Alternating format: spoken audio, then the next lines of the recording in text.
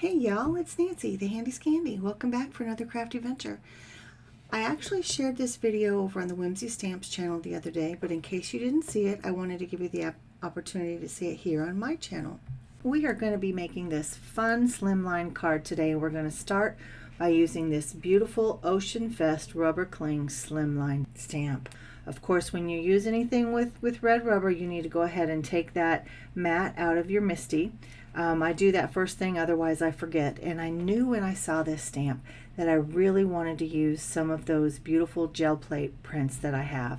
So I've actually pulled this one out. I used several on this particular day, but this is the one I decided to show you today. Obviously, I trimmed it all down, cut off those kind of grungy edges, which I love, but just didn't fit this card. And I have stamped it up in my Versamark ink, and I'm putting some white embossing powder on it, and then I hit it with my heat tool. Now, as I am melting all of that beautiful embossing powder, it hit me that there were a couple spots that did not get enough embossing ink. So I actually had to re-stamp and re-emboss 3 times before I got all the spots. But ultimately we persevered, and I love all the detail. It's so prominent and so pretty, and I'm just in love.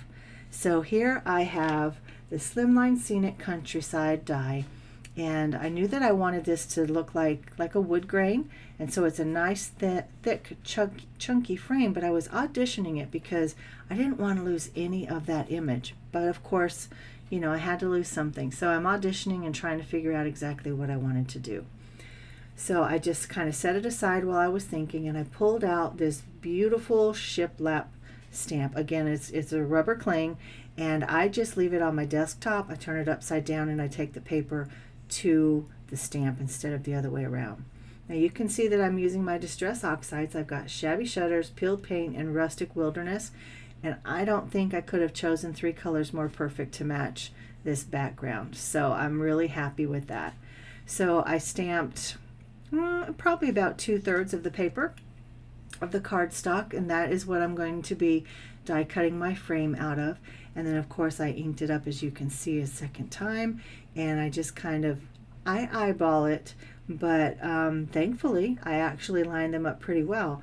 They kind of overlap the edges, and it really looks like die cut planks. So I'm really happy with the way it turns out, and we'll see it here in just a second. Sadly, when I was making, I was just in the zone and wasn't even thinking about the camera. So I do apologize for that we don't get to see it until here. So you can see where those joints butted up, and it really kind of looks like floor planks. I'm not mad about that at all. So while this ink is still mostly wet, I hit it with some clear embossing powder. I just wanted there to be a little more texture, and I'm always looking for some shine. So here I have die cut the panel, and you can see I have my little excess piece up there at the top left. And here's where I'm just kind of using the frame as like a viewfinder, like what are my favorite features on this? Which ones do I absolutely not want cut off? And I know that I love that octopus and that seahorse, and so ultimately that's where I decided to make my focal point. So I'm thinking more about what can I keep versus what do I have to lose. So I just trying to kind of change my perspective, and that's what helped me kind of choose, because I was moving it around and going here nope. That decision making process was far more complicated than it needed to be, but ultimately I settled for here, and I'm really happy with it. So I'm using my mini cutter here, and I'm just trimming off the excess, and I am not mad about this at all. I hopefully will find a way to use these excess pieces. I tend to keep them at least for a time, and if I find something to use them on, then bonus, and if not, it's okay. So here I have a green layer that's kind of that pretty olivey green, and it's just from my stash, and I cut it down to make a coordinating little border, glued it directly to the base, and then I used some foam tape, double-sided foam tape, to adhere the embossed panel down on top of the green layer. And here I've taken the happy as a clam sentiment from the Beach Huts clear stamp set, and that is new for June 10th 2022 as well. Both very fun stamps, and obviously a stamp set. So I stamped it onto that same wood plank, cardstock, I don't know what to call it. But anyway, I think it turns out like one of those kind of funky weathered beach signs, you know, that you might see on a deserted island or a very few inhabitants. So I just cut these kind of zigzag, crooked, spiky things on the end. So I do it on both sides, and then I hit it with my ink blending tools, and I use the same Distress Oxide inks that I use to stamp up the stamp. So I think this is kind of a fun feature, and it's just really cute.